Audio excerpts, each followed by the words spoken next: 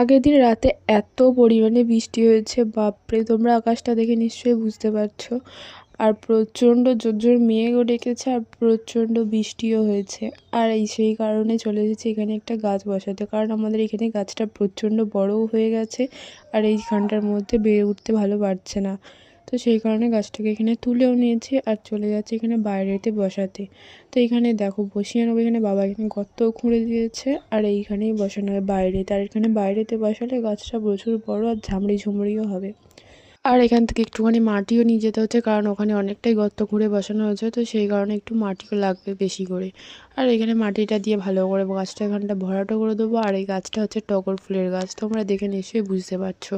গাছটা অনেকটাই বড় হবে আর ঝামড়ি ঝুমড়ি হবে। আর আমার গাছ বসানো আর গাছ লাগানো দুটোতেই সাহায্য করে আমার বাবা, তাই গাছটাও বসিয়ে দিল আমার বাবাই। আর তারপরে চলে যাচ্ছে এগুলোকে ধুতে। তো যাই হোক, ভিডিওটা এই পর্যন্তই।